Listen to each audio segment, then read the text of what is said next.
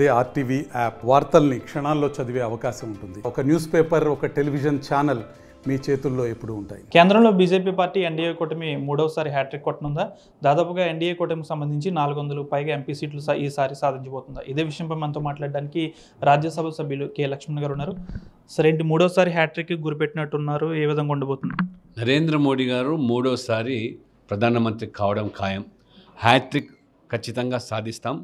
400 సీట్ల లక్ష్యంతో ఎన్డీఏ అధికారంలోకి రాబోతుంది. స్వతహాగా బీజేపీ 370 సీట్లు సాధిస్తాం. ఇవాళ కాశ్మీర్ నుంచి కన్యాకుమారి వరకు, అటక్ నుంచి కటక్ వరకు, అండమాన్ నుంచి అరుణాచల్ ప్రదేశ్, కాబట్టి ఆంధ్రప్రదేశ్ కూడా అతీతం కాదు. ఆంధ్రప్రదేశ్లో కూడా మెరుగైన ఫలితాలు భారతీయ జనతా పార్టీ సాధిస్తుంది. ఖచ్చితంగా ఈ కూటమి కూడా ఈ ఆంధ్రప్రదేశ్లో కూడా అధికారంలోకి వస్తుంది. రాజ్యాంగ పీఠిక స్వరూపాన్ని మారుస్తామని కూడా ఒక విధంగా చెప్తున్నారు. లౌకిక అనే పదాన్ని చేర్చి అంబేద్కర్ ఆశయాలను కాంగ్రెస్ నీరుగార్చిందని మీ బీజేపీ నాయకులు చెప్తున్నారు. ఎంతవరకు? అందుకే అంబేద్కర్ గారిని అడుగుడుగున అవమానించింది కాంగ్రెస్ పార్టీ. కనీసం తన జీవిత కాలంలో నెహ్రూ గారు అంబేద్కర్ గారిని పార్లమెంట్లో రానివ్వకుండా ఓడించిన చరిత్ర కాంగ్రెస్ పార్టీది. భారతీయ జనతా పార్టీ అధికారంలోకి వచ్చిన తర్వాతనే అంబేద్కర్ గారిని గౌరవించి పార్లమెంట్ సెంట్రల్ హాల్లో వారి చిత్రపటాన్ని, వారికి భారతరత్నను ఇవాళ వారి బీజేపీ ప్రభుత్వం ఇవ్వడం జరిగింది. ఆ రకంగా అంబేద్కర్ గారిని డాక్టర్ శ్యామప్రసాద్ ముఖర్జీ పశ్చిమ బెంగాల్ నుంచి గెలిపించి ఆనాడు సామాజిక న్యాయం కోరుకున్నటువంటి, మతపరమైన రిజర్వేషన్లకు తావులేదని చెప్పి ఆ రకంగా రాజ్యాంగాన్ని ఆ రకంగా వారు మనకు ప్రసాదిస్తే ఆ రాజ్యాంగాన్ని గౌరవించింది నరేంద్ర మోడీ గారు. వారు మొదటిసారిగా ప్రధానమంత్రి అయిన తర్వాత సెంట్రల్ హాల్లో ఈ యొక్క రాజ్యాంగం యొక్క ప్రతిని ఆ సెంట్రల్ హాల్లో పెట్టి దానికి మరి మోకరిలేనటువంటి వ్యక్తి నరేంద్ర మోడీ గారు. రాజ్యాంగం పట్ల గౌరవం లేనటువంటి కాంగ్రెస్ పార్టీ ఇవాళ ఎమర్జెన్సీ విధించారు, పత్రికా స్వేచ్ఛను హరింపజేశారు.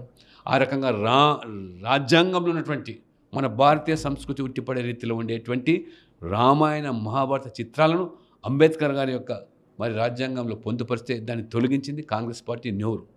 అదే రకంగా రాహుల్ గాంధీ కూడా ఏ రకంగా మంత్రిమండలి తీసుకున్న నిర్ణయాన్ని ప్రధానమంత్రి మన్మోహన్ సింగ్ ఒక బిల్లు రూపంలో తీసుకొస్తే పత్రికాముఖంగా చించి రాజ్యాంగాన్ని అవమానపరిచింది రాహుల్ గాంధీ. కాబట్టి రాజ్యాంగాన్ని మార్చే ప్రసక్తి లేదని ఖరాఖండిగా ఇవాళ మోదీ గారు చెప్పడం కాకుండా రాజ్యాంగ దినోత్సవాన్ని నవంబర్ 26 నాడు ఇవాళ ప్రభుత్వం దాన్ని గౌరవిస్తూ ఆ రకంగా మరి రాజ్యాంగాన్ని ముందు తీసుకుపోతుంది. 75 సంవత్సరాలు వచ్చే సంవత్సరం పూర్తి చేసుకునే సందర్భంలో కూడా ఆ యొక్క రాజ్యాంగం యొక్క ఉత్సవాలు ఘనంగా జరుపుతామని చెప్పి మోదీ గారు బాహాటంగా బహిరంగ ప్రకటించారు. కొన్ని ప్రచార కార్యక్రమాల్లో రాహుల్ గాంధీ చెప్తున్నారు, బీజేపీ ప్రభుత్వం ఎన్డీఏ కూటమి అధికారంలోకి వస్తే రిజర్వేషన్లన్నీ కూడా మోదీ తొలగిస్తారన్నది. ఇది ఎంతవరకు కరెక్ట్?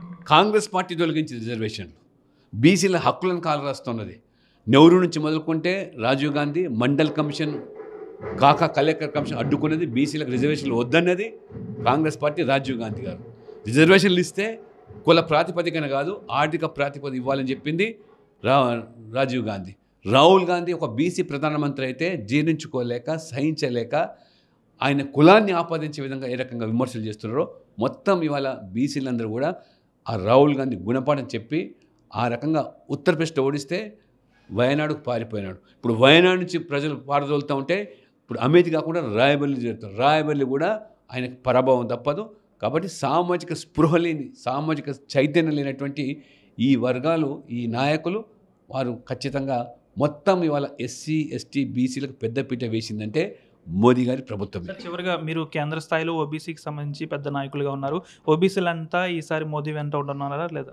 అన్ని వర్గాలు సబ్కా సాత్ సబ్కా వికాస్ అన్నప్పుడు ఎస్సీ, ఎస్టీ, బీసీలు, రైతులు, యువకులు, మహిళలు, పేద వర్గాలు మొత్తం కూడా అండగా ఉన్నారు.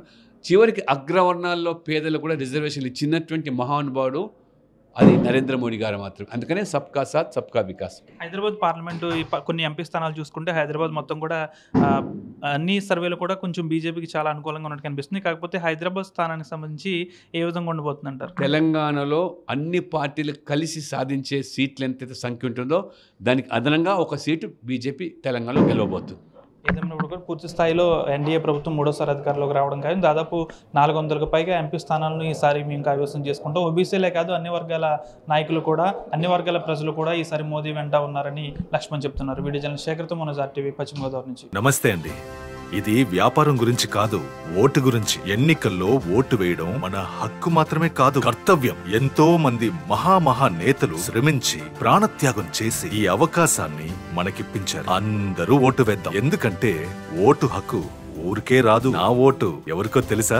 అది సీక్రెట్ అండి.